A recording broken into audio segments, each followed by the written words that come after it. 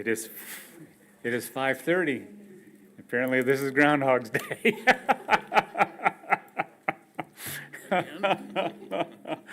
I will call the study session to order. I guess we will start off with a public comment period. If anyone would like to make a public comment, you have 3 minutes. You can approach the podium.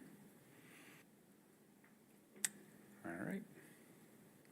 Seeing none, I will close public comment and move on to the roundtable discussion amongst council members.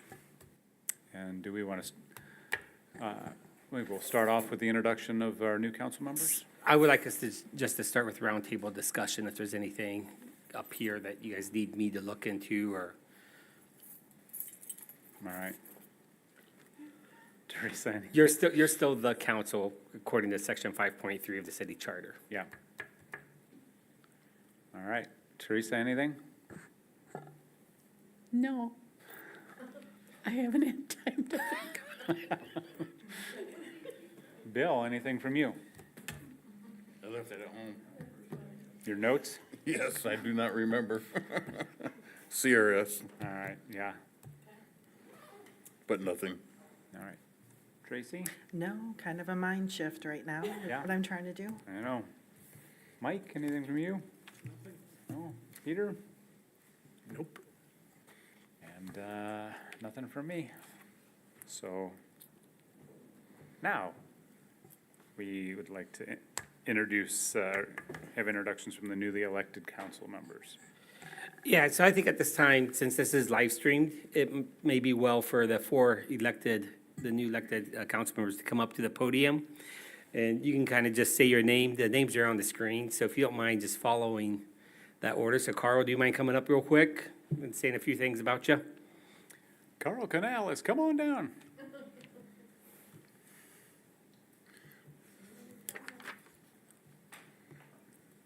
Okay, I'm Carl Canales, and you want to just do a quick bio or something? Quick bio would be perfect. Okay, born in Allegan, graduated Allegan High School, moved my business here 5 years ago.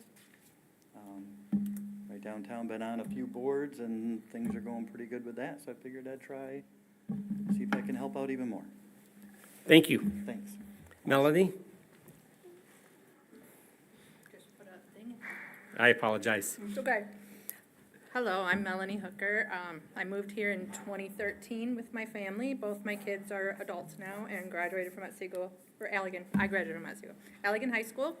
I'm a nonprofit administrator for 2 counties, Van Buren and Berrien County, and love this city. I think it's beautiful. I'm excited to be here. Awesome. Thanks, Melanie. Will Walker? Hi, I'm Will Walker. I moved to Allegan in 2017 and own Broken Arrow Recycling. Moved to the west side of Michigan way back in the early 80s and never left. So I'm excited to help out anywhere I can. Thanks. Thanks, Will.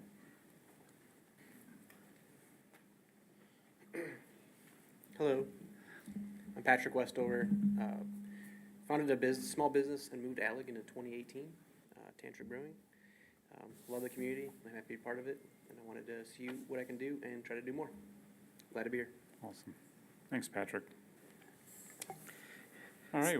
So when we put the agenda together, they were supposed to be up here, but since section 5.3 clearly states their term doesn't start till 15 days after the election day, we had to pivot. So I apologize if that was awkward for both the new elected and current council.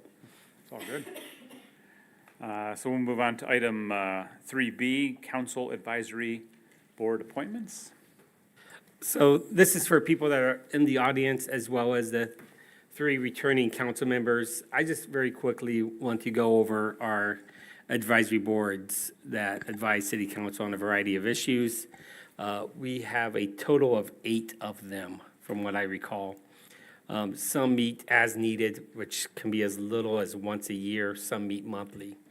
So the planning commission, they meet monthly on Monday nights. That meeting, that composition requires us to have the mayor on that board as well as one city council member. The Downtown Development Authority, they meet monthly on Wednesday mornings. I think it's the third Wednesday of each month. DDA? Second, that's why I asked you, thank you. Yeah, DDA is the second Wednesday, the Planning Commission is the third Monday. That, per their bylaws, the mayor is automatically appointed to that board. Public Spaces Commission, they meet on Wednesday nights. And that is the second Wednesday nights. One city council member is appointed to that board. And the Airport Advisory Board, they meet on the first Monday night, and one council member is appointed to that board. Those four boards are probably our most regular meeting boards. They meet every month unless there is absolutely nothing to talk about, and then the chair usually says, hey, let's not meet for the sake of meeting, and they cancel the meeting. We also have the Wellhead Protection Committee. We receive funding from the state of Michigan to educate people on our wellhead. Most recently, we've had a coloring contest that went on for the past year. We have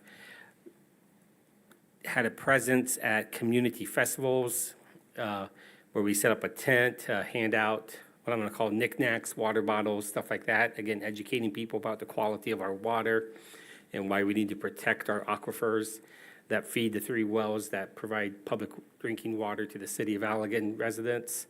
They meet as needed. The Brownfield Redevelopment Authority, the city just restarted that authority.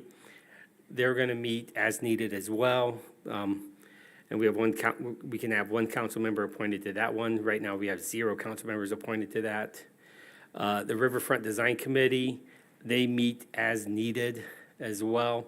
And that's when we're down to just like meeting once or twice a year, just to give them updates on where we are with the dam removal project. And the Zoning Board of Appeals / Construction Board of Appeals, those are 2 boards that are comprised of the same board membership. They meet as needed, and we have 1 council member appointed to that. They actually have a meeting coming up at the end of this month. Zoning Board and Construction Board of Appeals is whenever someone wants to do something that our zoning ordinance says, no, you can't do, or the construction code says, no, you can't do, you're allowed to appeal that decision to this board. And then this board gets, to determine whether or not they will grant that variance.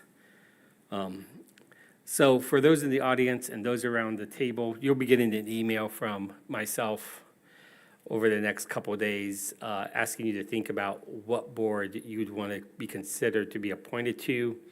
If memory serves me correctly, these appointments are made by the mayor. But we try to work things out amongst ourselves. The council tries to work things out amongst themselves. You do not have to be on a board. Some people are like, hey, I'm just way too busy. And, city council's twice a month as it is. I don't mind not being on a board. Other people like to be heavily involved and want to be appointed to a couple boards.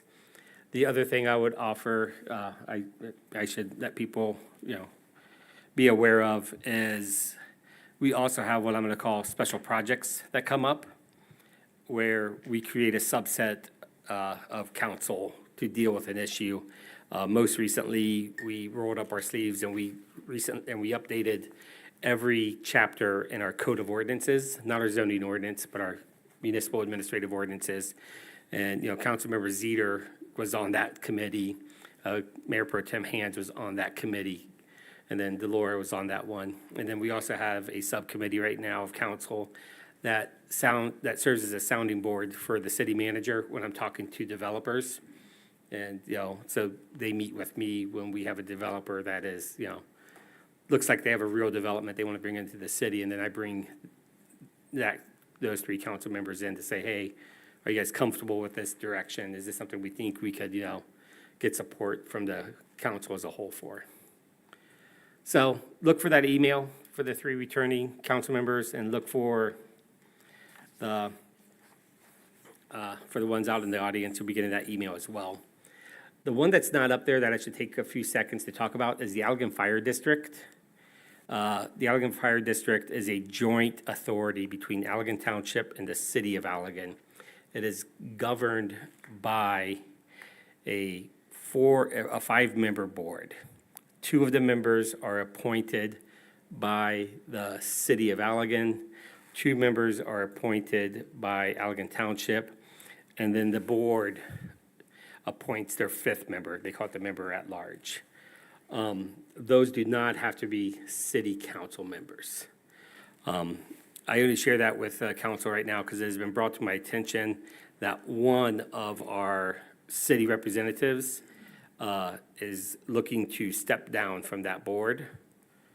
And I requested that that individual send us their letter of resignation.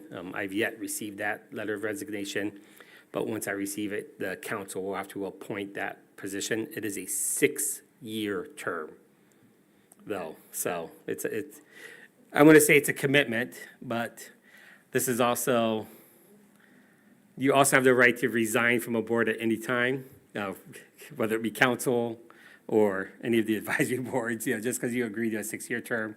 After year 3, if you're like, man, this is no more fun, it's okay to say, this is no more fun, and I'd like to exit stage left. And then the other one is Positively Allegan. So Positively Allegan is a nonprofit separate from the City of Allegan, but fully, we handle all the administration for Positively Allegan.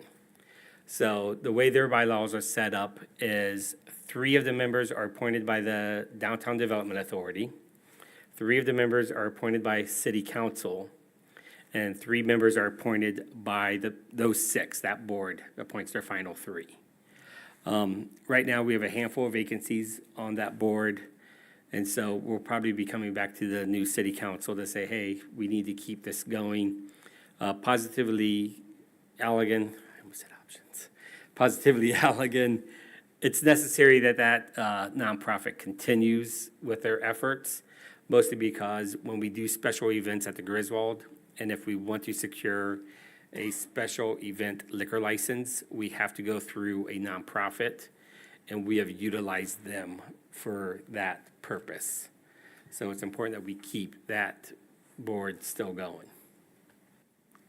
Any questions? What exactly does the Board of, what exactly does Positively Allegan do? If you may elaborate a little bit, please. Absolutely. The Positively Allegan Board meets quarterly at this time, so just 4 times a year. Historically, they were registered as a 501c3 in order to obtain liquor licenses, like Joel said, for events like Bridgefest. We ended up developing Rollin' on the River as a regular series where that board pulled licenses and served as like a fundraising effort for our downtown events. Again, like Bridgefest, July through Jubilee, Festive Fridays, events of that nature.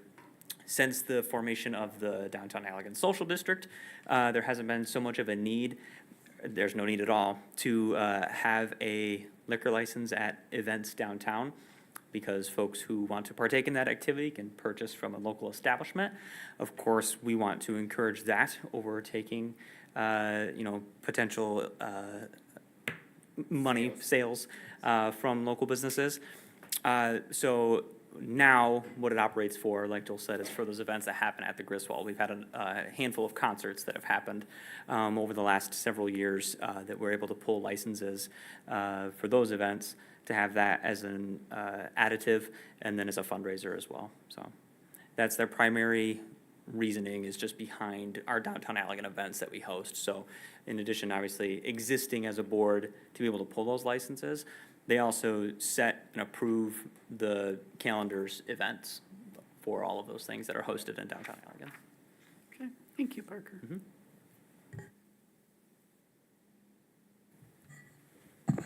Any other questions? All right, we'll move to item number 4, discussion regarding the hiring of an arborist to assess the trees at Oakwood Cemetery. All right, I'm going to kick this off, and as I kick this off, I'm going to ask Mr. Savage and Ms. McCall to approach the podium if you don't mind. At a previous Public Spaces Commission, there was a motion made with unanimous support from the Public Spaces Commission to recommend that City Council contract with an arborist to assess the trees at Oakwood Cemetery. This was shared with city council at your last meeting, and city council requested that representatives from the Public Spaces Commission come and present their idea and just have more of an open dialogue conversation back so we fully understand what the expectation is before city staff goes out and tries to secure, quotes and estimates for this work. So we make sure we get exactly what is needed. So with that, do you guys mind sharing what you guys are thinking? Want me to go? Hello, I'm Pete Savage, and retired doctor, and I was on the Historic District Commission before, and then I was drawn into the Public Spaces Commission. One of the things that drew me there was when I would walk the dog in the cemetery down the street from me, which was illegal at that time. I began to appreciate what a wonderful place that is and how beautiful it is. And the idea of increasing the public use of the cemetery, I thought was something that would be very good for the city. So when I was on the public spaces, then we were also in the process of forming a Friends of Allegan's Oakwood Cemetery, which is now operational. And what we do there is we put on the historic program every May, the cemetery tour, which goes, mostly I have seen it, I assume. And Parker has participated in. Parker is one of the Actors. stalwart members of the cast. But that was going on, and as we, as we got into that, we had several things happen. One was, last summer there was a fairly aggressive gypsy moth or spongy moth breakout at the cemetery, which really completely denuded the oak trees. I think every one of them was chewed up, and they all relieved, but they were definitely weakened by it. There's 7 pine trees that are at least 120 or 130 years old. I think some of them probably go back to the very founding of Allegan. And the gypsy moths even got into them, so that's not their favorite, but they had a good time with it. They attacked maples and all sorts of other trees. So that was a little scary as far as what potential damage that would cause. Jeff, of course, had lots of instruction from various places as far as what needed to be done and so on, but I thought that would be something, if we had a arborist on hand, we would definitely want to consult and kind of help guide us through that kind of a situation. The other things that happened, we've had several large trees that just kind of gave up and fell down. Some of you may have seen the stump in the cemetery that's about 10 feet tall and about this round, and has a little rim of wood all around it with just totally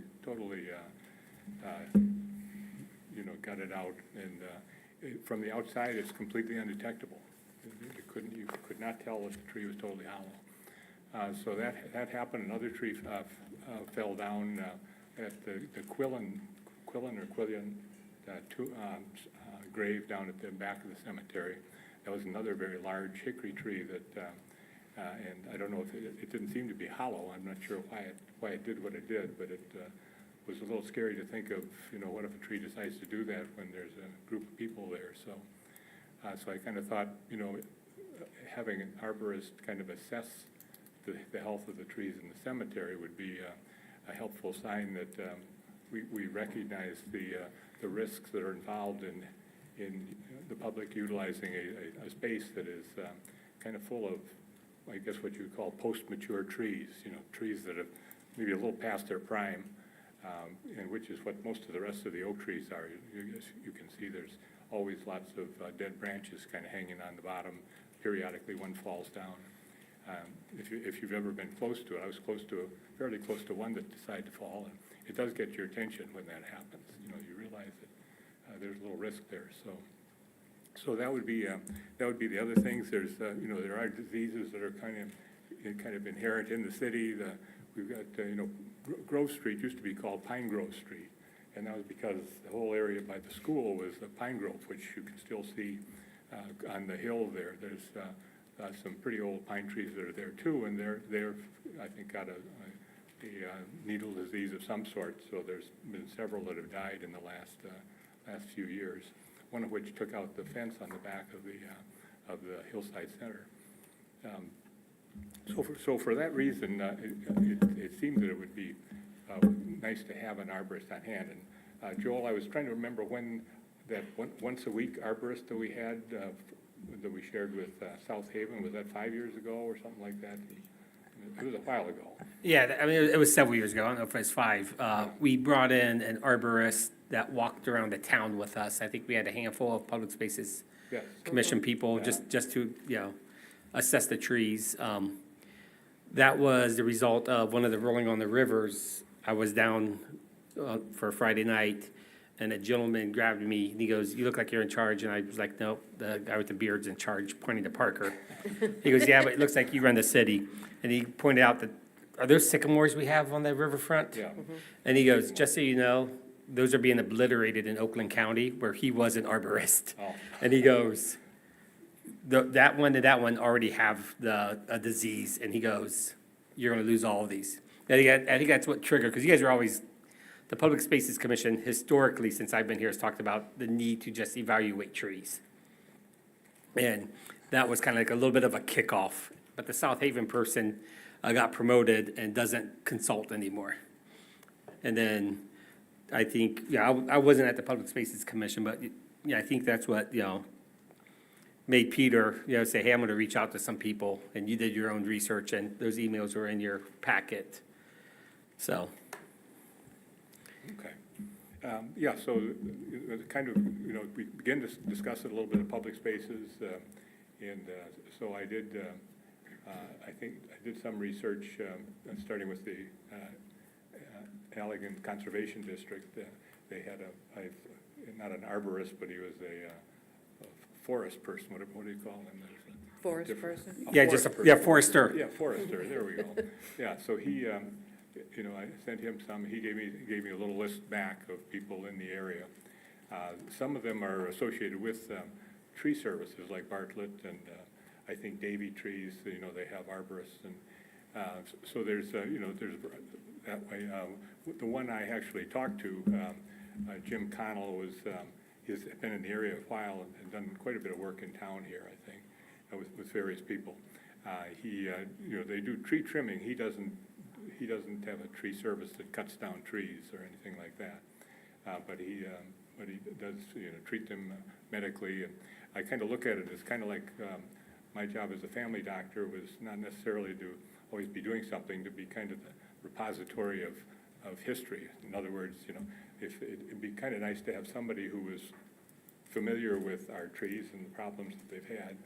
And if you called them up and said, "Well, the big oak tree on the corner is losing a lot of leaves, what does that mean?" They probably would be more able to assist just because of that longitudinal history than somebody who is, just a part of a tree service and comes out and says, and I always thought there was a little conflict of interest too with tree services, because they like to cut the trees.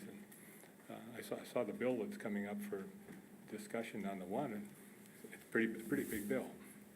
But so that's kind of where we were. There were several that were independent arborists that did various amounts of trimming and so on. And the one I talked to doesn't do that much anymore, but he does trim trees still. But I don't think he actually takes out large trees.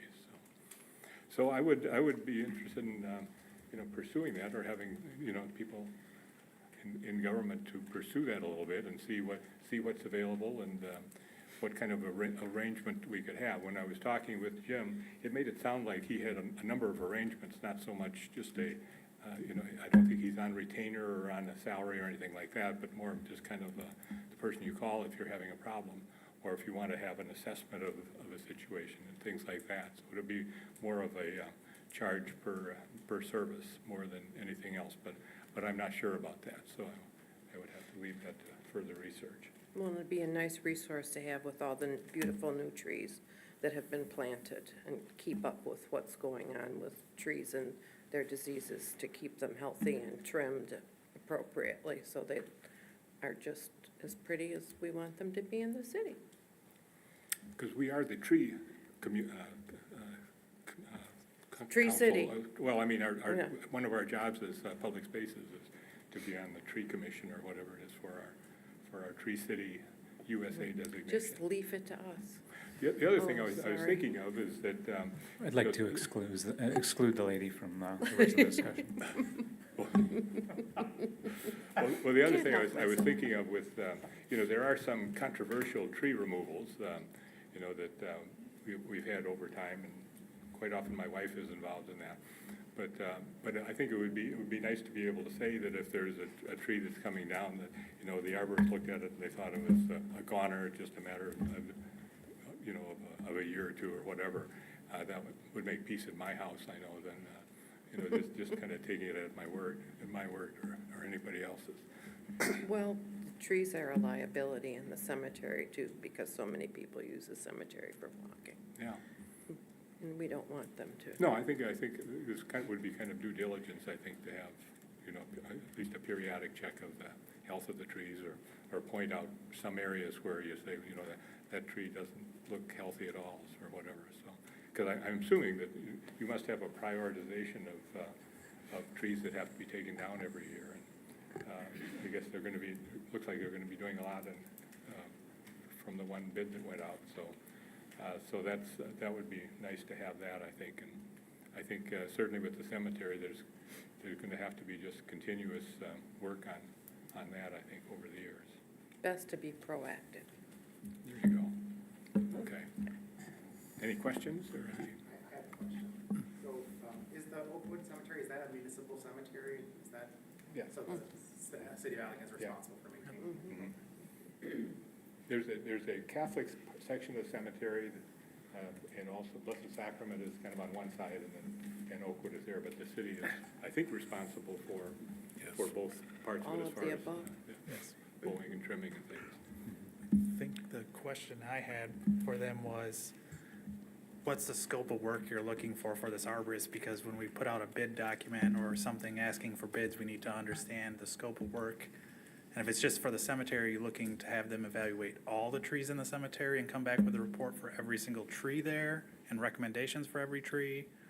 Are you looking for just a light overview of the whole place to point out ones that are troubled or diseased or that may need attention? Because that makes the variance of what we're asking the arborist to do, and the variance, of course, the cost that they come back with. So we want to make sure we understand what your request was. Well, it was a little complicated in that, as part of the Friends group, we actually kind of talked among ourselves as whether we should pay for a tree evaluation like that.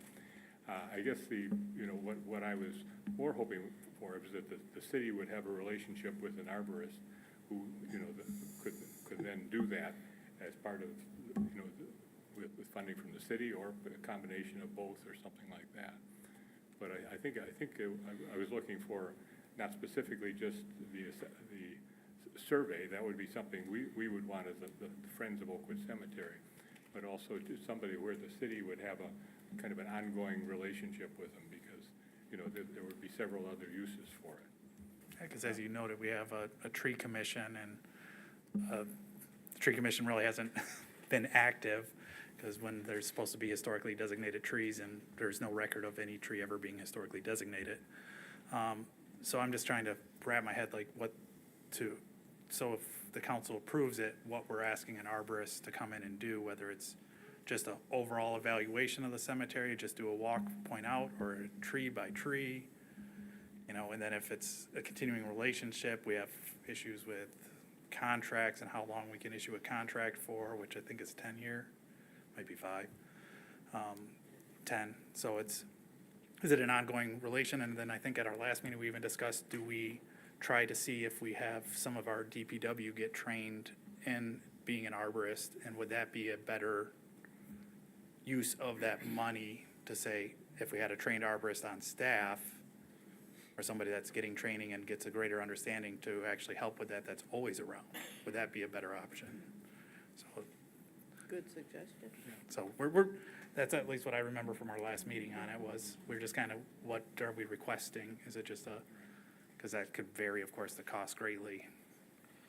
I think it would depend on what, the arborist would be willing to do. I mean, again, I got the impression from the one I did talk to that they would be open to a variety of various degrees of relationship, as far as whether it was just a kind of an occasional consultation, whether it was a consultation with training and, anything like that. And so I can't really say for sure, as far as what they would be available, if that would vary quite a bit.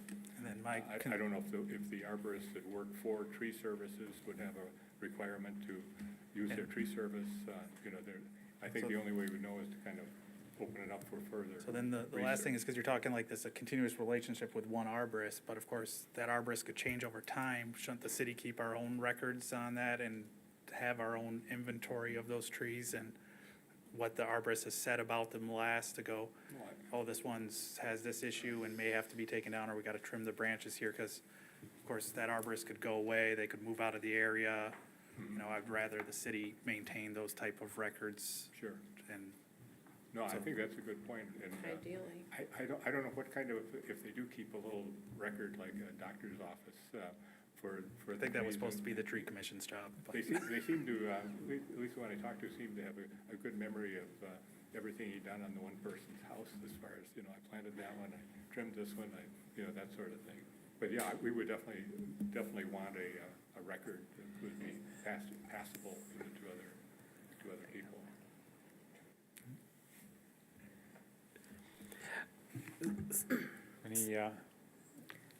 Any other questions or comments? You could make it, if you did go outside, not train someone else, you could make as scope of work, say that it requires a mapping or record keeping of trees. You can put that in the contract. But I think doing it in-house is probably safer. That's what I was gonna ask, could we do a couple of different things? Have city staff look into, I have no idea if arborists have an hourly rate, could we do some benchmarking of what that would look like? And then second would be, what are the requirements to become an arborist? Can we look into that? And then, what those requirements are, and do we have somebody on staff that is interested in getting that? I don't know if it's a certification, of what that is. Yes, I know that with regard to obtaining that certification, that's been explored by some public works staff members. It hasn't gone any further than that, other than just an initial exploration.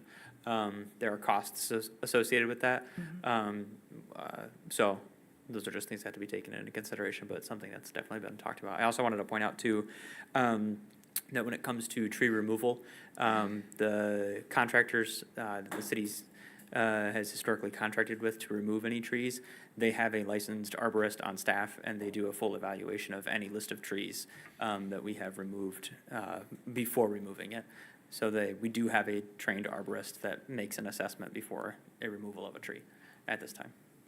Oh, I think that's good to know. Yeah, is anybody interested on staff? I know you just said that there's been some preliminary looks into it. Is Yeah, I think it's anybody fair to say that interested there's in it? been Okay. interest, yeah. Okay. So, yeah, I mean, there's interest, but there's also, I know there's a cost. it's also, there's timing. I mean, we are a lean organization with, I don't have employees just playing Yahtzee over at the DPW garage. I mean, they are just going a million miles a minute. So there's a little bit, from a management perspective, a concern of, are we dumping more onto a stretched out team as it is? Peter, to answer your questions or concerns about, consulting and contracting, I mean, we do have engineers of record that we bring on only when we need to talk to them about project stuff. We could look at something like that where we could just bring in a bunch of people to interview with the Public Spaces Commission and say, this is the service I can provide for you, this is what time and material is, and we could have an understanding of what that would be. I do want to just, I'm not sure if it was said, this could be my own bias, but I do want to push back a little bit. We do not just willy-nilly cut down trees that are perfectly healthy, good trees. case in point, we're gonna be removing a tree that we weren't planning on in front of the Griswold, the ginkgo tree, that drops berries and stains the sidewalk, Yes. smells horrible, It does. and it's staining the inside of the Griswold. And we have to continually be on top and clean, and people get married there, and they're walking through berries on the ground. So it was supposed to come out as part of the Hubbard Street realignment, and last week, Brian Berza goes, I thought this thing was supposed to come down. And I said it was. And then today, we had a longer conversation. We said, well, it's gonna come down now, because we're gonna replace it with something more appropriate. But for those of you that have been to events at the Griswold, as the mayor just said, it's a mess. So, I mean, there is some thought that's put into some of this stuff.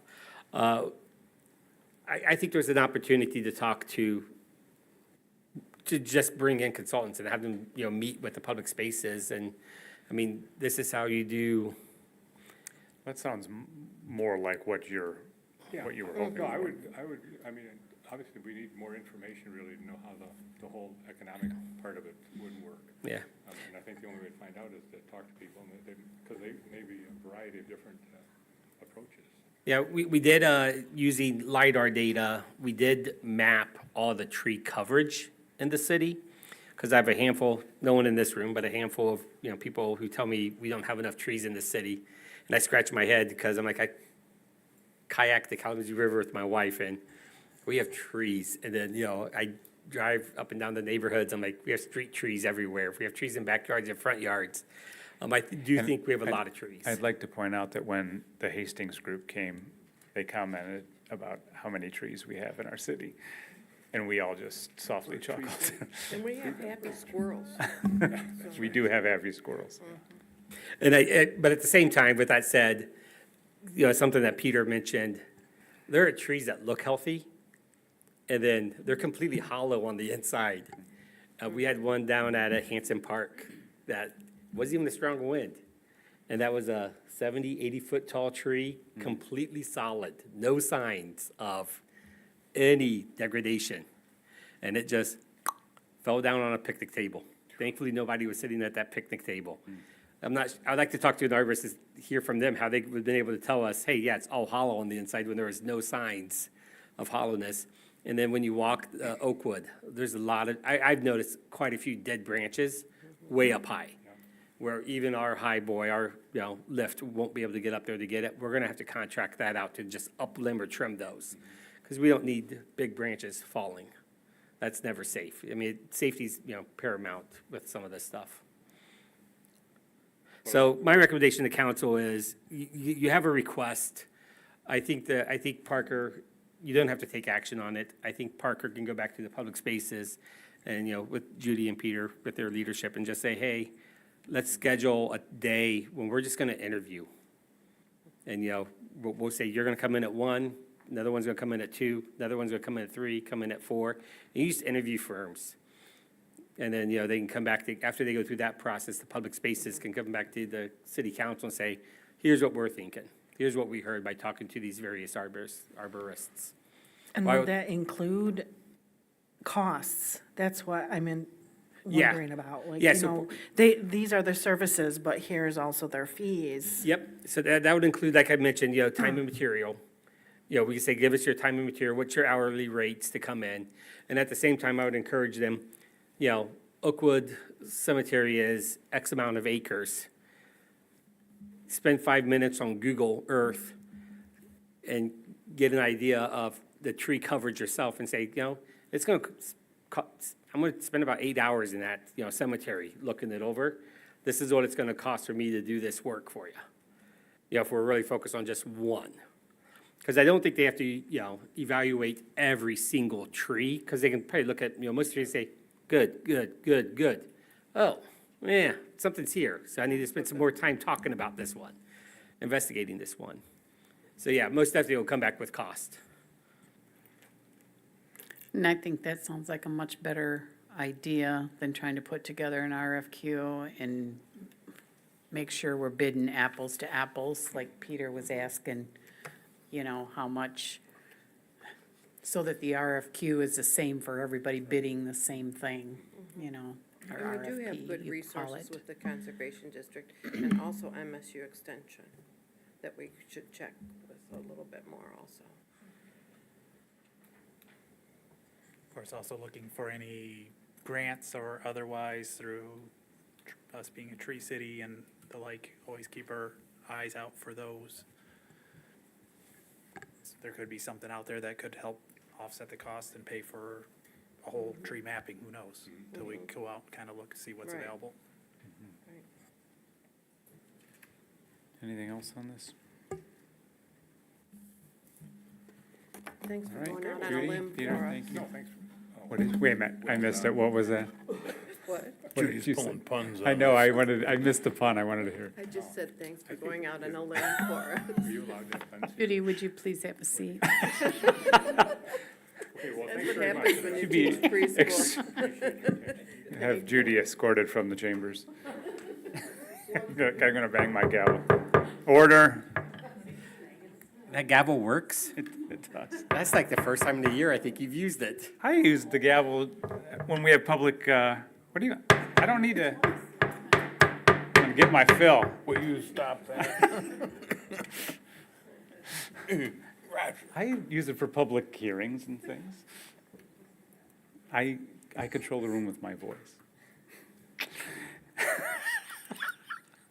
All right, we're moving on to item number 5, update on the city's code enforcement. Parker. Yeah, I'll take this one. So in March of this year, the city adopted a new procedure to conduct code enforcement throughout the city. The way it works, 2 city hall staff members drive the entirety of the city every 2 weeks. Typically, we get it all done on a Monday. We divide the city up into 2 halves on either side of the river. If for some reason we've got a busy Monday, we'll do one half of the city on Monday, and we'll do the other half of the city the following day on Tuesday morning. We just take everything at face value, what we see as we do our drive. We also have a report of concern feature on cityofallegan.org that automatically sends anything input into that system to our email inboxes. And then, of course, we're also taking phone calls, emails, and visits from folks reporting concerns here at City Hall. All of that stuff gets compiled into a single database that the city staff members use with a couple of members of the Allegan City Police Department. We send notices to the properties that are found to be in violation of our ordinances. Each property has 10 days to come into compliance. And so then we go back out that next Monday. So we got a couple days to, input all the stuff into the system, write the letters, draft the letters, send them out. By the time they get to the individuals, then we have until that next Monday when we do our regular drive to do a follow-up on any of those addresses that we sent out letters to the week prior, and then obviously follow up on new ones that we received as well. After that 10-day window, if properties have not come into compliance, the process pretty much gets handed over to the police department, and they work with the property owners to bring those violations into compliance if they haven't met that yet. And after any sort of appropriate window has passed, then the properties are abated. We contract with Service to accomplish that. So since March when we started, we have sent 216 letters out. Just 8 of those have been abated for a total cost of approximately $3,500. And 208 properties are brought into compliance by the property owners, either within the 10-day window or granted a reasonable extension. Questions? I had one. Is there any citations been issued? I cannot answer that with certainty, but I don't believe so. Why do we have fees attributed to these ordinances when people don't comply to them if we're not going to use them? Yeah. It's another tool that we have. Sure. And we should be using it because I go around, as you know, and I still see lots of blight. Mm-hmm. Yeah, so I I see would lots say, of beauty, but I see lots of blight also. yeah, so the 208 number that's up there on the screen of folks that have been brought into compliance is just general. It's not those that have done it within the 10-day window, right? It's those, some of them have been given a several weeks extension. Everybody's got different circumstances going on at home. And so we dish that out as we see fit and reasonable. And then it also obviously doesn't include repeat offenders, if you will, of which there are several. People just have certain habits. And so to answer your question, I can't tell you why we don't use that tool. Compliance has been easier to achieve than having to go through and abate, but I can see where those who are repeat offenders, that may be a useful tool. Thank you. Mhm. Check on that and let me know for sure. Sure, I can do that. Thank you. Yep. Sir, this isn't an open forum, so if you have questions, we can talk at the break. But this is the study session for council, so, sorry. Building on some of the stuff Parker said, a group of staff, they meet once a month. Yeah, thank you. We meet twice a month. So we do our drive on Monday, and then the whole group of us, the 3 city staff members and the city hall staff members, and then 2 police officers meet on the following Thursday. So we're meeting twice a month as a group total. Thank you for bringing that up. I'm sorry, I forgot to. You're good. And this also doesn't include long grass. Long grass is handled directly by the police chief. Yeah, so none of those 216 letters are long grass notices. This is just things like blight, inoperable vehicles, nothing to do with grass. Storage containers. Storage containers, animal nuisance, chicken permits, things like that. Yeah, so some of those are like, what I would call land use zoning issues, like the chickens or people living in RVs, stuff like that. Yeah. I want to give council an update on 201 Race Street. That's part of the code enforcement. We are working with a developer to try to purchase that property from the individual. We do have a court order for demolition. I'm just kind of sitting on that court order. I'd much rather be able to get a private person to buy that property off them, let them do the demolition, and then build new there. The realtor representing the homeowner isn't even putting it on the market because she took 2 of her acquaintances that can flip homes and they won't touch it. And she goes, they touch everything. So that's still going to be a heavy lift. The other one is 210 Swan Street. That's over in the Swan neighborhood off Marshall behind the Rick and Stan's car wash. I believe what was happening there was a squatter situation. The basement had about 15 different subdivided rooms with blankets. We were in contact with, the city went ahead and took the initiative to board up those windows, once it was vacated, to stop people from going back inside there. We were able to get in contact with the owner through their agent, so they have a realtor that represents them, and they're in the process of figuring out what they want to do next with it. It sounds like their plan is just to put it on the market and sell it. So those are the 2 hot properties. And then another one, 131 Grove. About 3 or 4 weeks ago, animal control took out 14 dogs from that house, where the dogs just took over the house, and the residents or the occupants of the home were living on the front porch. I am talking a foot to a foot and a half of dog feces covering the entire floor, mattresses just ripped to shreds. I declared it unfit for human habitation and condemned it. If there's a silver lining in that, the property owner does not have a mortgage on the house. She owns it free, outright and clear, and is like, yeah, I'll gladly sell this. So that one might be easier to sell, to a developer, to a, someone who wants to, but it will be a demo and then new construction. So as the planning commission, works on updating the zoning ordinance, and if you recall the master plan that was just updated last year, and we want to allow flexible housing and more dense housing in certain areas. Both 210 Swan and 131 Grove are candidates that, because they're both on corner lots, we could probably get, a duplex or even some row houses for both of those. We talked about that on 201 Race, which is also a corner lot. Is this developer? That's what thinking the in that developer's direction? looking at, yeah. And his, I think, little dilemma he's running into or hindrance is he would like to acquire the pole barn on the lot just to the west. Is that not part of that same property? Nope, it used to be, not anymore. When we looked at it, Yeah. in 2008 it was. Yeah, the previous homeowner owned the pole barn and the house, but then he sold the house off, but he kept the pole barn to store his collectibles. Huh.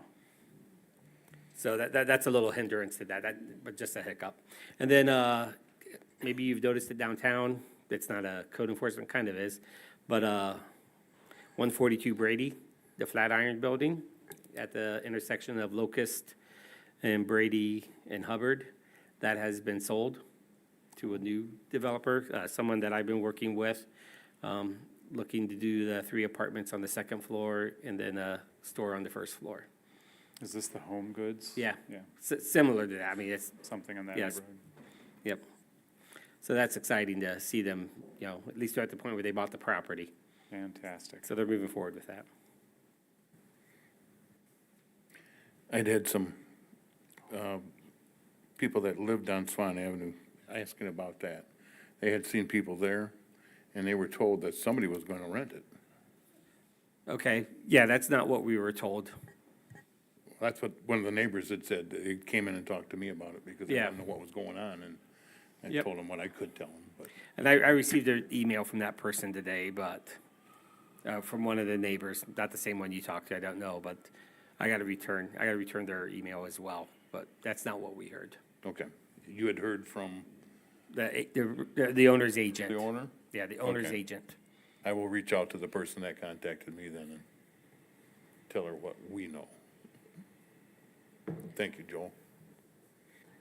Any other questions or concerns on the code enforcement update? The front yard parking, I'd sent you a plethora of photos and addresses. To me? Half of those have always been and still do park in the front yard. Sure. Are you referencing an email you sent to Joel some while back? Okay, gotcha. I think that was before this period of time, is that correct? I can't remember. Okay, But if you're driving every Monday, yeah, you we are. should see these. Mm-hmm. And then I go through the whole town and I see them other places too, Sure. and Yeah, they're just always there. Yeah, so front yard parking is an interesting one, and we just talked about this at our last group meeting on Thursday with the police, because it depends on time of day, right? It depends on when the individuals are at home or not. So sometimes we've got folks who are parking there during the daytime in the early morning when staff is going out and driving on a Monday morning, and then when police are doing their follow-up the next week on Thursday night, there's no car there, because that person might be off doing something. So it could be the same situation where we're driving during the daytime and no one's there, and then they're coming home from work in the evening, and then they are parked there. So that's one that we now have a new method that when we see it happening, we're going to send a letter, and then we're also going to let the police know at that moment. So it won't necessarily be the one police sergeant that's doing the follow-up on all of our code enforcement letters. It'll be whoever's on duty at that time will arrive to ticket the vehicle for parking illegally. So, but that was something that was just decided this past Thursday, so. So do you need the addresses again? I think that's something that Joel still has. Yeah, so Mike, you sent me that email back in February, it looks like. Yeah, back in February is when you sent me that list of, properties. But that is something that I'll have Parker talk to the code enforcement team to just, look at that. I'll also inform council that the planning commission is looking at the definition of front yard parking and the regulations of it. You have certain properties in the city where people have no room to park except in their front yard. If I remember right, it just has to be an improved surface, And then you have, it has to be an improved surface. You also have, and Peter, I'm sure you know this, which is this gravel. definition in our zoning ordinance, but also a definition in our code of ordinances, and they contradicted each other. And so as we update the zoning ordinance, we need to make sure we don't contradict each other, because that makes enforcement impossible. So we can look at that. The other thing I would throw out there is just, my job as the city manager is to advise council. Man, let's pick our battles and stuff. And, fully understood that front yard parking can be a major headache for people. I really want my staff focused on the mattress at the curb first. I really want my staff, and I think for someone who lives in the city limits, I want, grass being mowed before, someone who just might be parked on a gravel pad, in front of their porch. We're gonna have to, get on top of that stuff eventually, and I think we've made some great headway with code enforcement since March. These are some, in my opinion, some really impressive letters. I mean, 216 letters have gone out in 8 months. That's about 1.25 a workday, even though they go out 2 days a week. That's how much effort is going into this. I would argue a blind eye is not being, turned to this code enforcement issue. I'd also just, from my perspective, it's really hard to change people's behaviors. If you've taken time or been afforded the opportunity to study, sociology and human behavior and, what might be perfect and how you operate inside your four walls may not be how someone operates within their four walls and how they were brought up, what they were exposed to.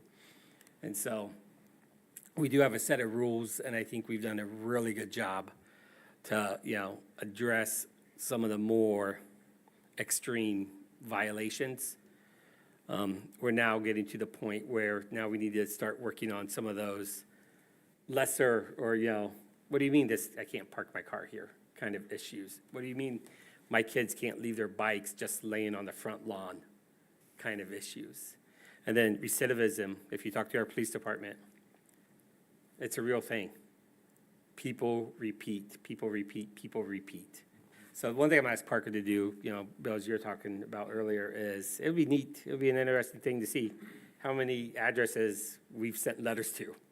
Is that 216 individual addresses, or is it 100 addresses? It is not 216 individual addresses, I'll tell you that right now, but yeah. That would be a neat little data report to just run and just see, And where's the hot spots? And the other thing too that we're finding is, as we've been doing this now for this amount of time, is that we're addressing issues that, like Joel said, we have a set of rules that property owners have to adhere to, but that doesn't mean that's been enforced.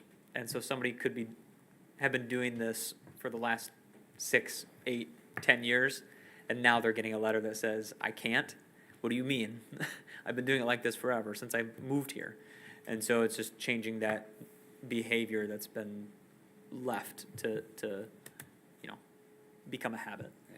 And while it will sound weird coming out of my mouth, there is a level of empathy that I hope our staff are using when I know empathy coming out of my mouth sounds weird, that my staff is using in enforcing this ordinance. Who's that gavel on that one? No, Bill, we're gonna keep on talking. I got 31 more minutes with you, my friend. Man. Any other questions about code enforcement?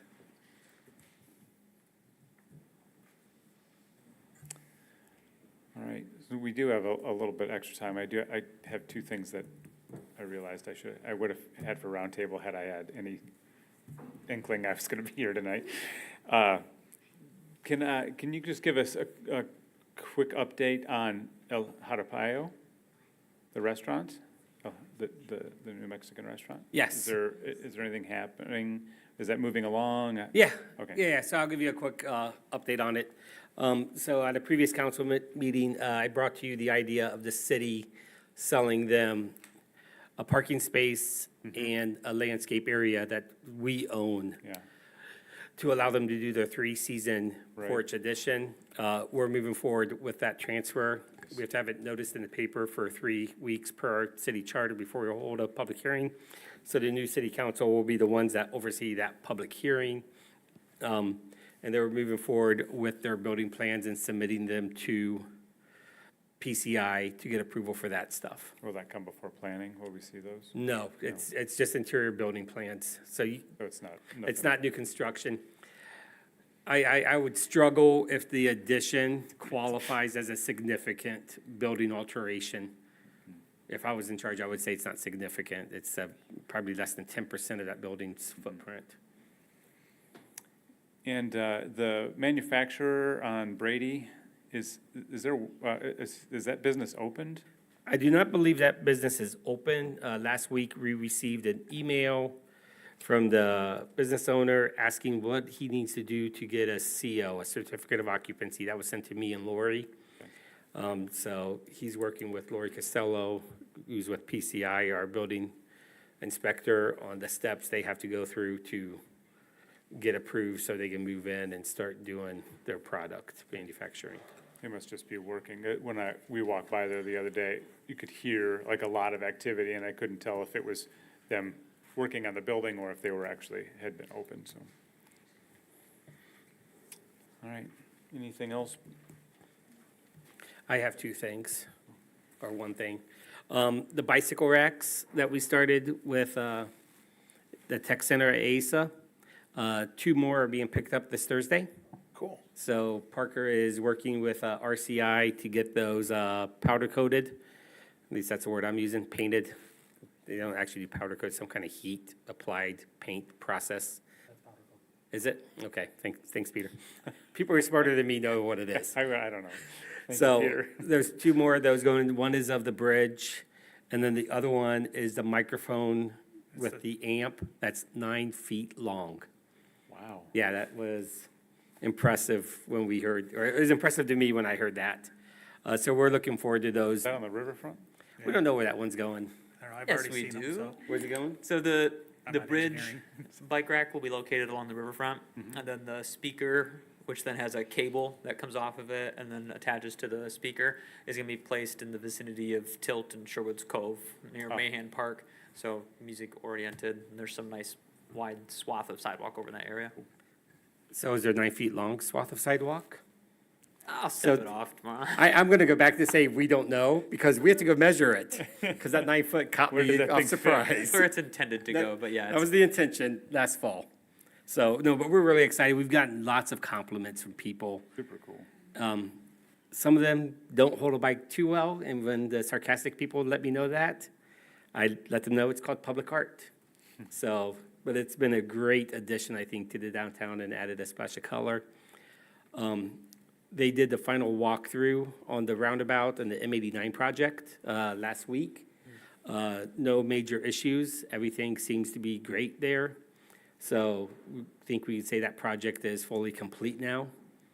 We're excited to see that. And then just very quickly for tonight's agenda, there are 2 items that you are going to be voting on.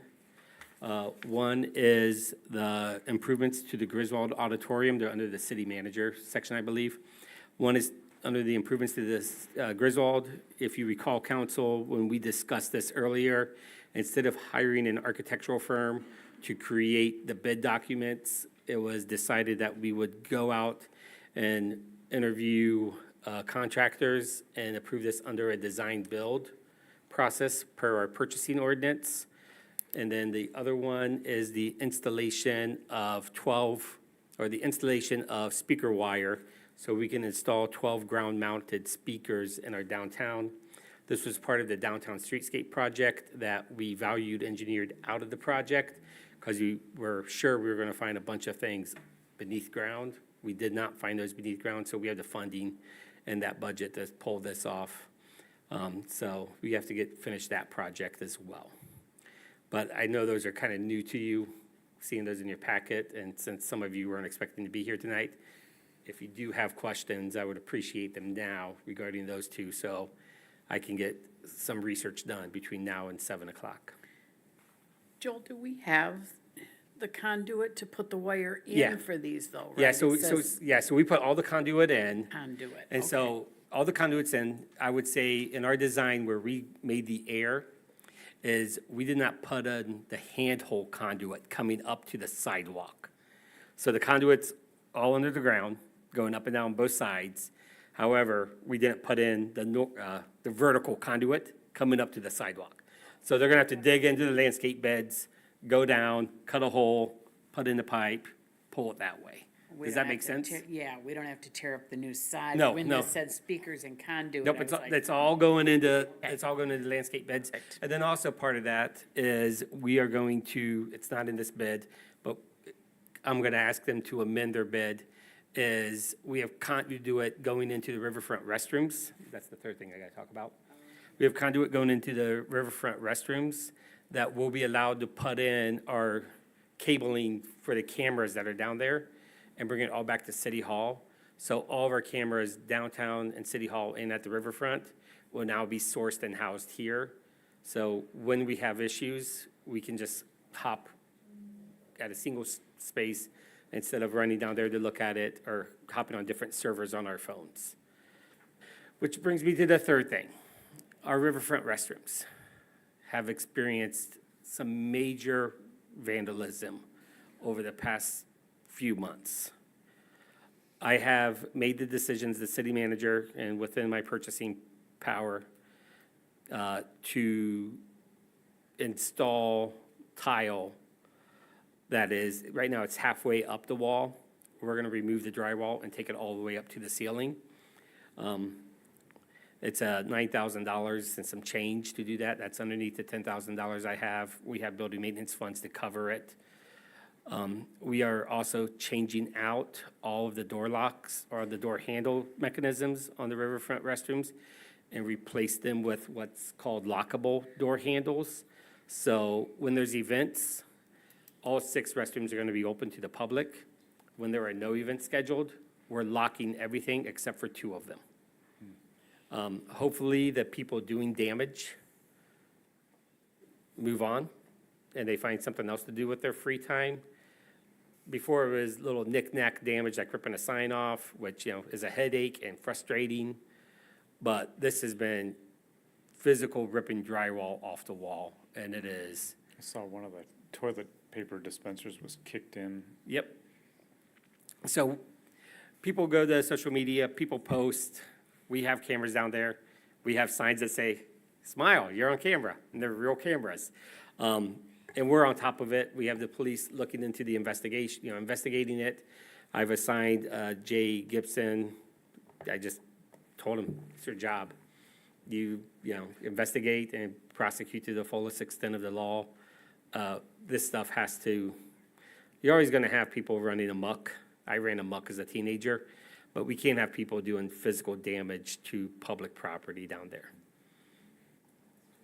So I just want to make council aware of some of the decisions that I'm making as a city manager regarding that. Are those tiles ceramic? They are not ceramic. They're the dual, whatever we have right now. Just make sure they're not breakable. Otherwise, I was just gonna say stainless steel, that son of a gun. So that was a discussion we had at staff. I really, really, really don't want to make those bathrooms look like the inside of a prison. And it was, we haven't had anyone damage the tiles that are in there right now going up. So the idea is if they're not damaging that right now, maybe they won't damage it if it goes all the way up to the ceiling. They'll find something else to do. But if this idea fails, we're gonna have to have a gut check kind of conversation with, the council on what we need to do next. With that said, everybody that goes into those restrooms from outside the city are just flabbergasted that we have such wonderful, nice restrooms for the public to use. They're just floored on how beautiful they are, so. That's all I have. All right. So, item number 6 is a review of the council agenda. Any additions or?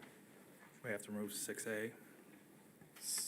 Yeah, And I believe also the scheduling of, So I'm recommending that we keep the budget schedule. You have the authority to approve the budget schedule.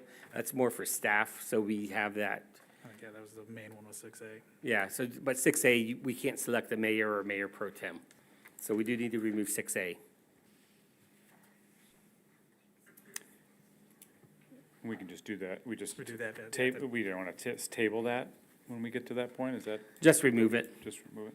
and we'll add it at the next meeting.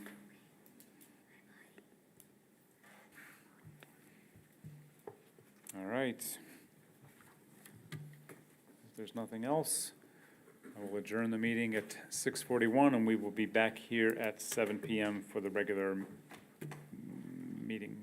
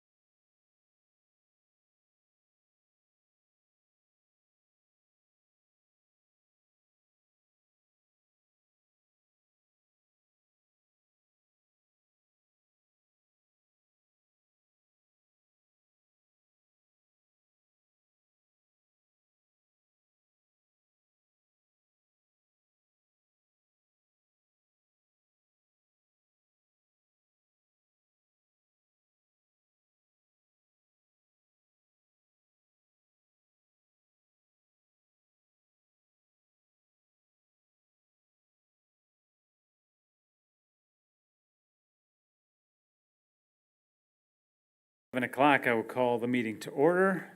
Can we get a roll call, please? Yes.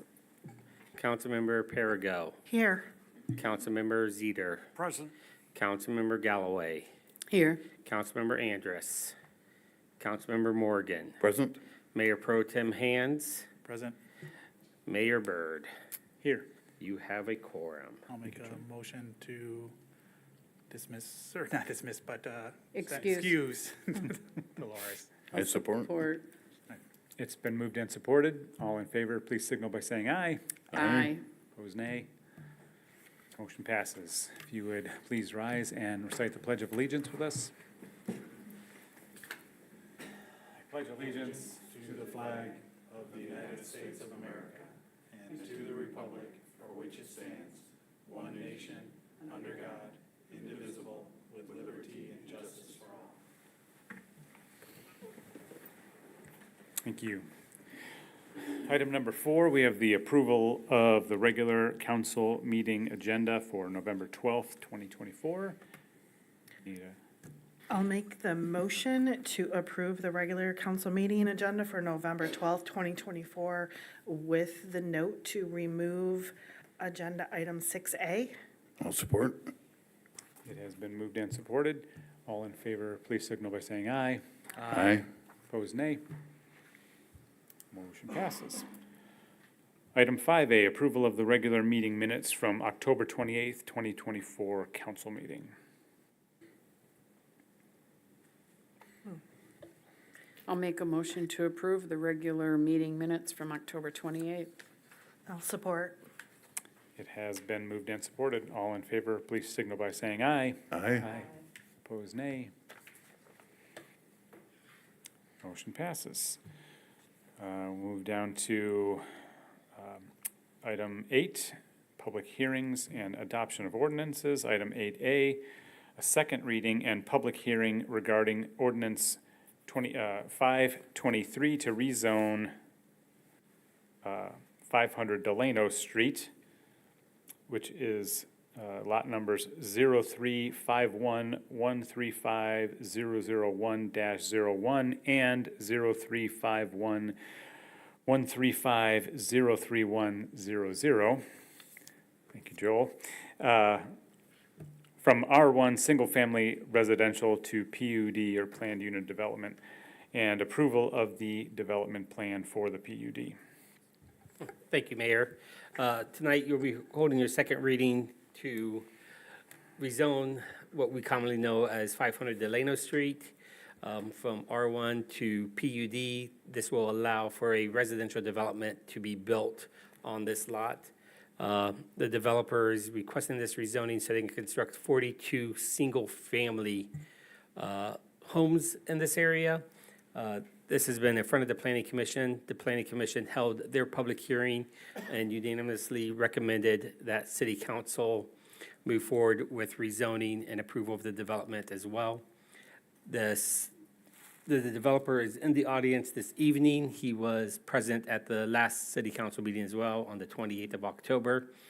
If council has any additional questions for the developer, I'm sure he is present to answer any questions you may have.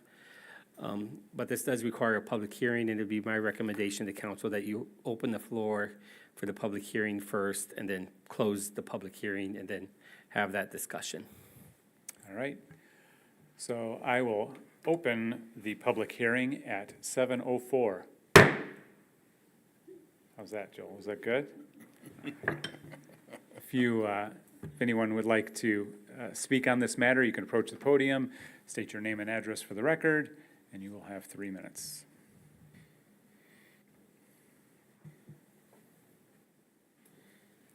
Good evening. My name is Andrew Leach. I live at 121 Adams Street, which is just around the corner from this. And I just came in today because past history from my involvement with the Saugatuck Township Council was that generally people only showed up when they were mad about stuff. And I just wanted to show up and say, like, I generally strongly approve property owners' rights, and I think they should be allowed to build this as long as it's not hurting anybody. And I want to make sure somebody from the neighborhood came here and said that. Thank you. Thank you. Thank you. Good to hear from you.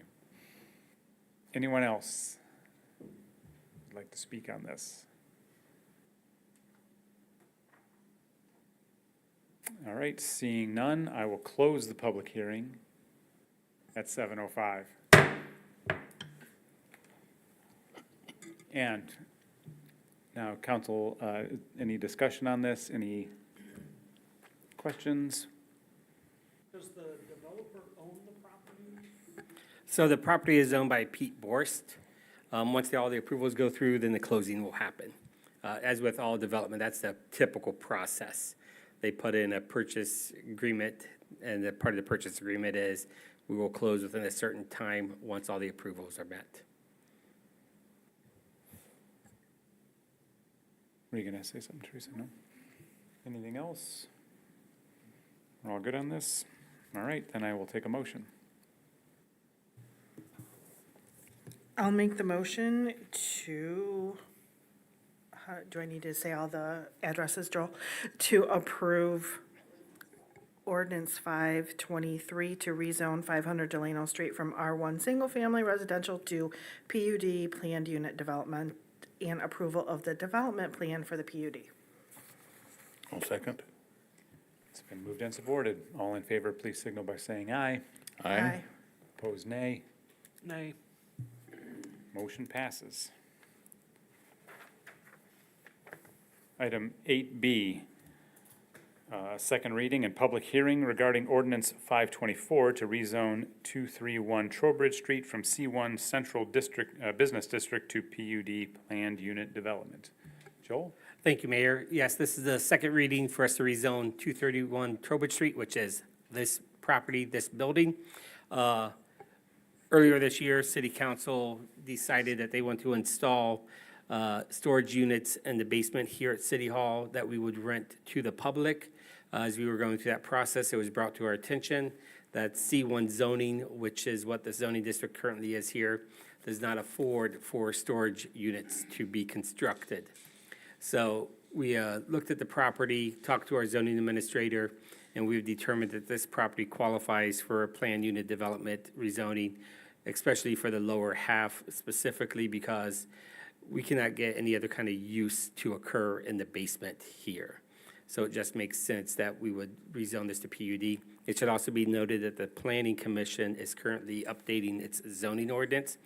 And part of that update is considering language to allow storage units to be installed in the C1 district as long as they're in the lower level of structures and they are not the primary use of that structure. Any questions for staff? This does require a public hearing, Mayor. So I will go ahead and I will open a public hearing on this at 7:08. If anyone would like to come up and comment on this, you can approach the podium.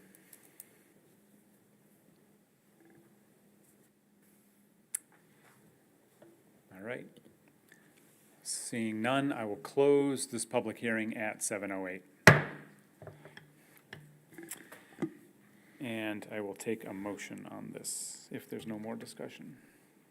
I make a motion that we rezone, according to Ordinance 524, to rezone 231 Trowbridge Street from C1 Central Business District to PUD Planned Development Unit. I'll second it. Been moved and supported. All in favor, please signal by saying aye. Aye. Opposed, nay. Motion passes. Item 9, public comment. Anyone who would like to make a public comment for items that we are not talking about on the rest of the agenda, you can approach the podium, and you will have 3 minutes.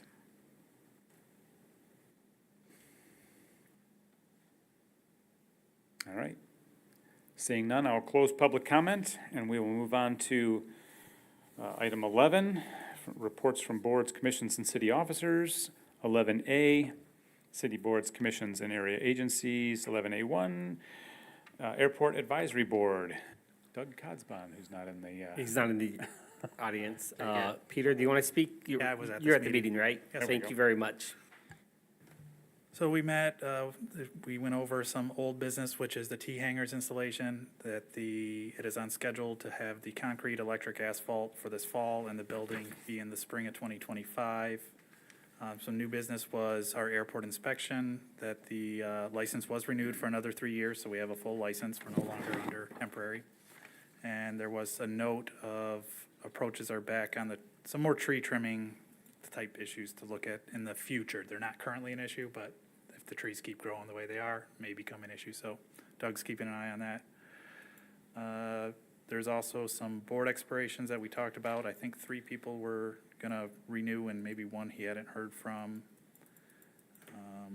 Our next meeting, and then we also had discussed, you remember the fellow that's doing the instruments business? He had discussed a bit about how his progressing on having to kind of establish that type of business at the airport. And that's about it. Thank you, Peter. And that'll bring us to item 11B1, the request to approve accounts payable and payroll. Peter.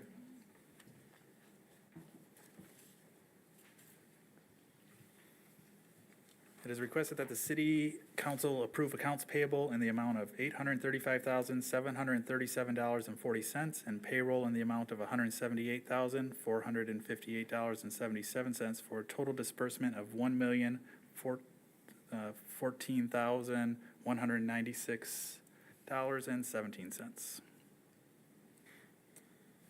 Motion to approve. Support. Been moved and supported. All in favor, please signal by saying aye. Aye. Opposed, nay. Motion passes. Item 11B2, request to authorize a purchase order for Ricoh USA, Inc.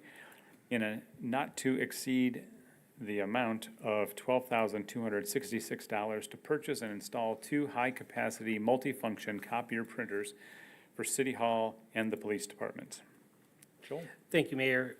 Yeah, as part of our asset replacement schedule, we have 2 copiers, printers, multifunction machines, one here at City Hall, one at the Police Department. They are outside their 5-year maintenance agreement with Ricoh. What that means is that we are now paying a higher per-page cost, as well as an annual escalator of 10% each year, just gets added onto that.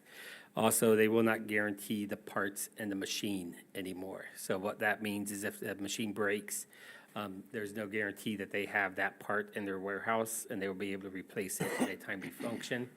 We might have to just buy a brand-new machine at that time. So it's just that time of the life cycle that we have to have those replaced. We are not going to give these back to Ricoh, the 2 existing ones. While they have some headaches, there's still some value to them. So we are going to evaluate the existing multifunction one we have at the Department of Public Works. They don't use it as much as we use, so there's an getting ours would be, an upgrade from what they have right now. We also might come back to the new council and ask them to declare it surplus and let us see if we can't sell it. I think Ricoh offered us like $250 for it, and I said, we'll find a use for it instead of losing money on that. Any questions on this? So you said a 5-year contract is up on the ones you have? Yeah. Correct? Did you lease those units then? No, or- so we purchased them. It's a 5-year maintenance agreement is probably a better way to say it. So when we buy new, think of it like when you buy a car and it has a 10-year bumper-to-bumper warranty. That's what these are for 5 years. Okay. Did you check on a lease program or not? We have not looked at a lease program. Okay, That hasn't been on our radar. okay, all right. Just curious what the difference was, that's all. Thank you. Is that 12,000 per copier? No, that total cost is $12,266. And it's a not to exceed. We're gonna, part of their bid was $1,000 to train us. We don't need to be trained. We know how to use these things, so we're gonna pull that stuff off. That's why we have a not to exceed number.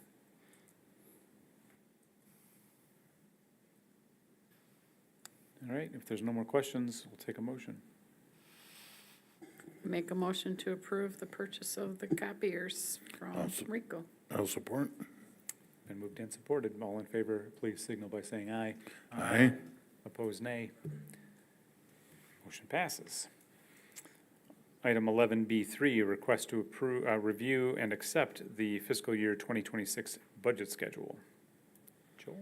Yeah, so this was in council's packet. Fully understand there's going to be a new council that will be going through this budget process. Nonetheless, staff really would like to get this budget schedule approved and part of the record. It's more for staff's own cadence, and this is the process we have to go through, so. But we do need council to adopt this schedule. This adoption is part of our submission to the GFOA, the Government Finance Officers Association, for us to win that award. This is one of like 300 check boxes that they look at to see, did the legislative body adopt a budget schedule as part of this? This also allows the public to know, several months in advance when the council will be meeting to discuss budget items. It's pretty straightforward. It's the same every year. I'll make the motion to accept the FY 2026 budget schedule. Support. Been moved and supported. All in favor, please signal by saying aye. Aye. Aye. Opposed, nay. Motion passes. Item 11E, Public Works. 11E1, request to authorize a purchase order for Wonsey Tree Service in the amount of $25,859 to remove 19 trees and trim 2 trees at various locations in the city. Thank you, Mayor. So as part of our annual tree maintenance program, the city goes out to bid in the fall time to to have several trees throughout the city removed or trimmed. These are trees that are dead, dying, or they possess a safety issue. I have full faith in our current DPW to look at a tree and say, yeah, that's not a good tree, it needs to come down. They also take recommendations from residents who walk our city sidewalks and say, hey, I walk this sidewalk every day, and this tree limb's gonna fall one day, and I hope it doesn't fall when I'm walking under it. So there's a process we go through. We went out for bid. Several bids were received. The low bid was Wonsey Tree Services out of Alma, Michigan for $25,859. And so we're recommending that you approve that bid.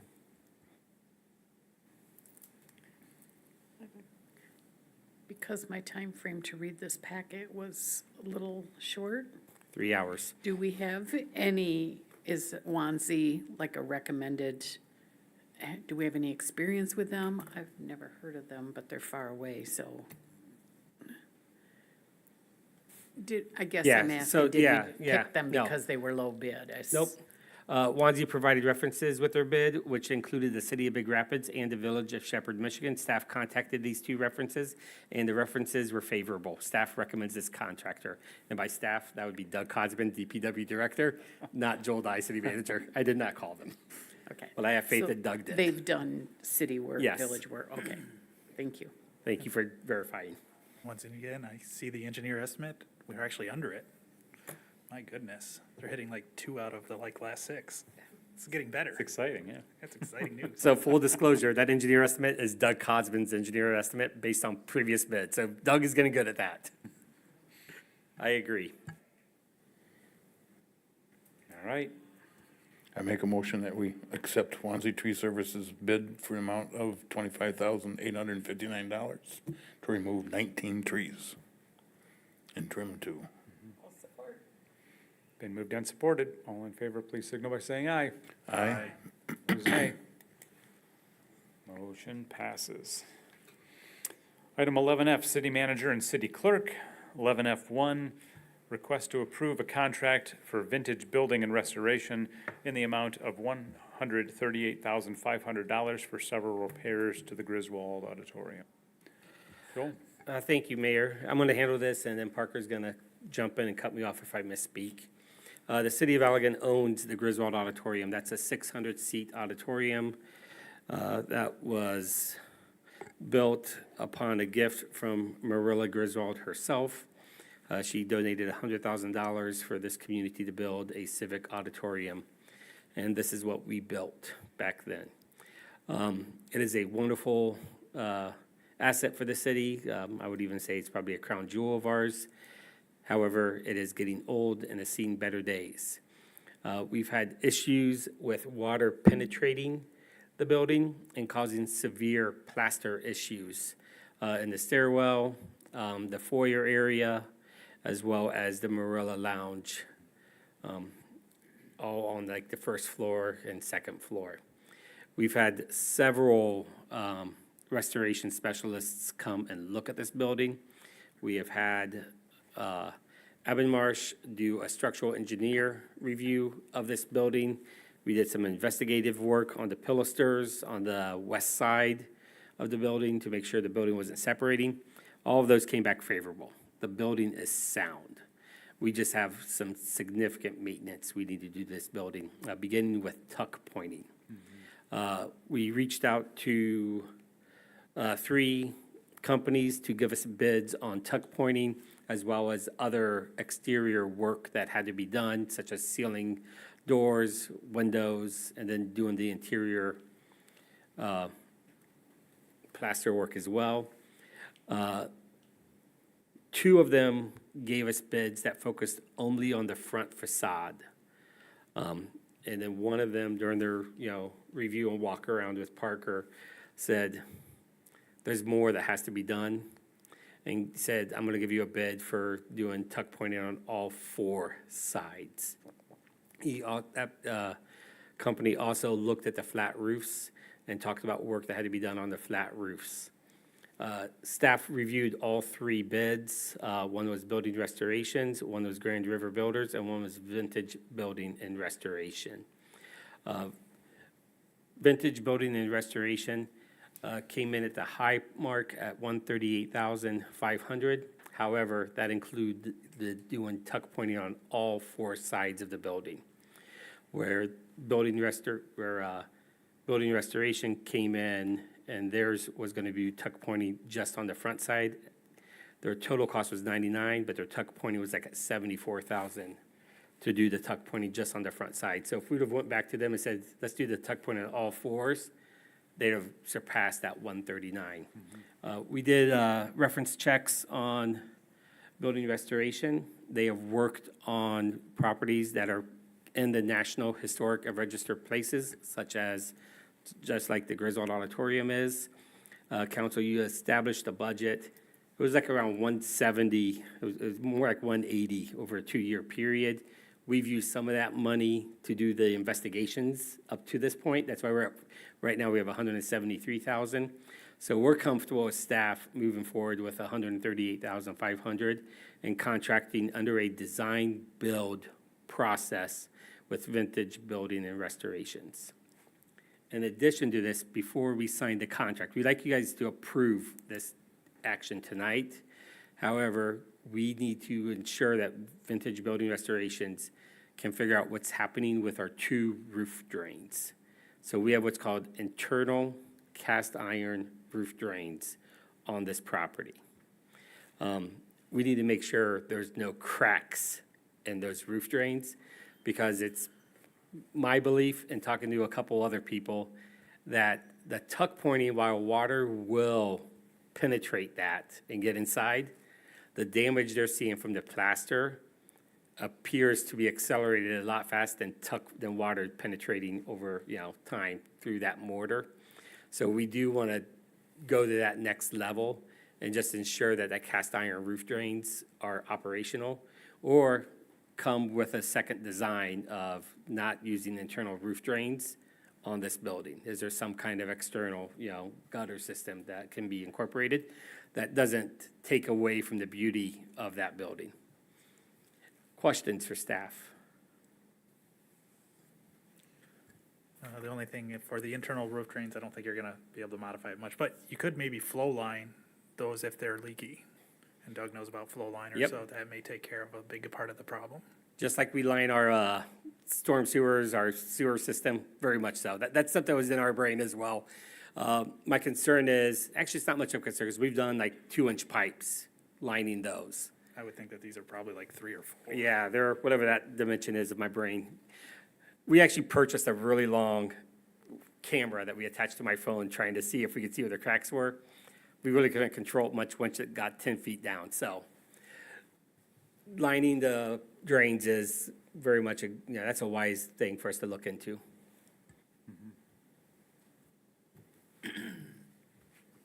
Anyone else? This is overdue, I think, so I'll take a motion. I'll make a motion that we accept the bid from Vintage Building and Restoration for $138,500 with the idea of checking that out. Second. Moved and supported. All in favor, please signal by saying aye. Aye. Opposed, nay. Use the proper wording in that, Joel. Condition on the drain Please. pipes. I got you, don't worry. Cover my back, will Make you? me sound good. Item 11F2, request to approve a contract with Severance Electric in the amount of $17,468 to install speaker wiring and conduit for downtown speakers. Yeah, very quickly, as I discussed in the study session with the city council, we are looking to install ground-mounted speakers at 12 different locations in the downtown. Historically, the city of Allegan has had speakers that played music hanging from light poles. The DDA and city staff have determined that we're not going to hang anything from our street lights. They're beautiful lights the way they are. They're simple and elegant, and we don't need to gaudy them up with attachments. So we're looking at doing speakers still, but we're going to do them in the landscape beds, similar if you go to other cities or even the outlet mall up there south of Grand Rapids. They have the speakers in their landscape beds. We need to hire a firm to not only put speaker wire in for us to connect to the speakers, but also adjust some of the conduit that's already in the ground so we can get them going vertical up to the landscape area.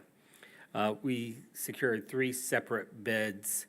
All 3 bids came in. Severance Electric is by far the low bid of the 3 we got. The other 2 were Esper Electric and Bice Electric. I will offer Severance as the low bid because they were the ones that installed the conduit in the first place. They know where everything is, so they're very comfortable doing this. So it's our recommendation that we, do this work to pull this, complete this part of the project. Any questions for staff? When would this be done? That's a good question. I don't have an answer for you. I was thinking for Christmas. Me too. It will not be done before Christmas. And if it is, it will be a Christmas miracle. One of them.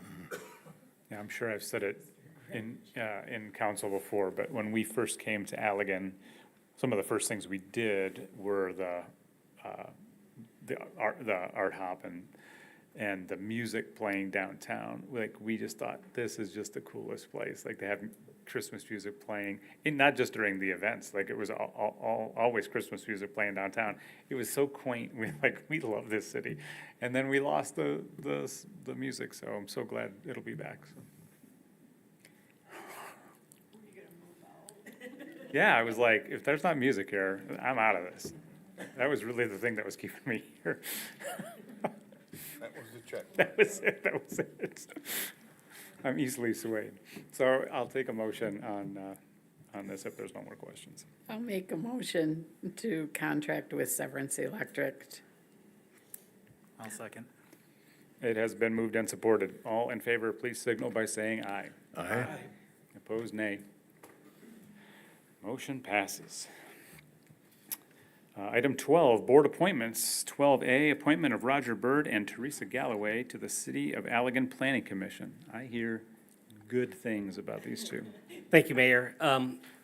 With the recent election, We showed up. With the recent election, the composition of the planning commission is changing. Currently, Roger Byrd serves on the planning commission as the mayor. Councilmember Galloway, Teresa Galloway, serves as the council rep. They both would like to continue on the planning commission. We have the openings to accommodate them going to the planning commission, but what we would need is for city council to appoint them. You are able to appoint them. However, both Roger and Teresa, you have to abstain. So a motion needs to be made by someone other than you two, supported by someone other than you two, and then the remaining 4 have to vote yes. I'll make the motion to appoint Roger Byrd and Teresa Galloway to the City of Allegan Planning Commission. I Second. support.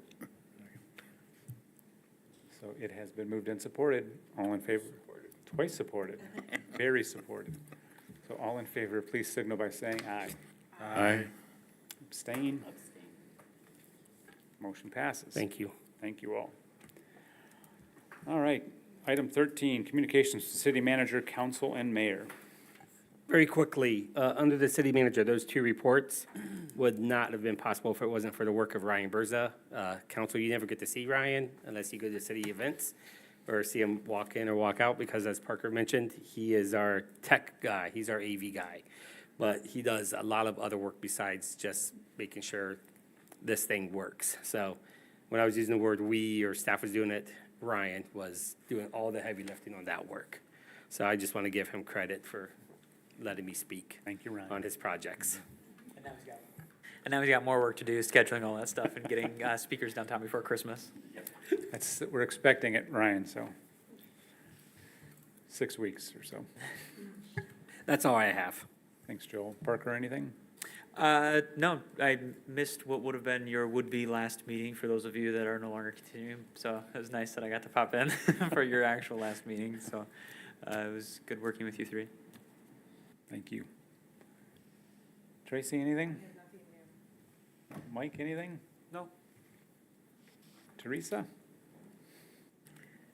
Nope, I did my stuff last You don't wanna meeting for redo the your last. speech? No, I'm not gonna do it again. Just good luck to the new council members. Congratulations. Bill? Trestle Bridge, did we okay a study for costs of repairing that?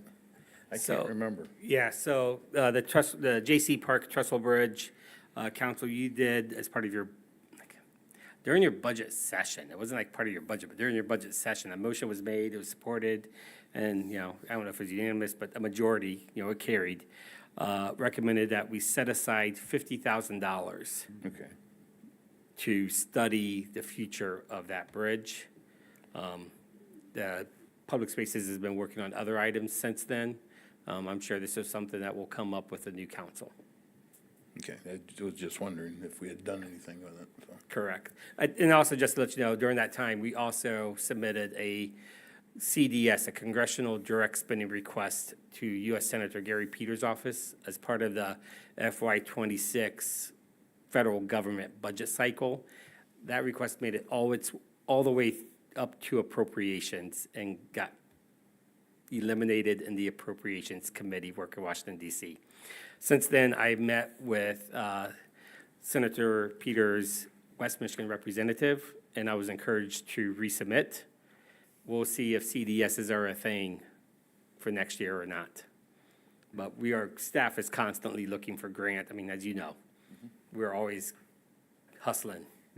So we'll see if we can't find funding. It's about a $1.2 million project to tear down and replace. Thank you for that information. Peter? It was a pleasure to serve with everybody here, and good luck to the next council.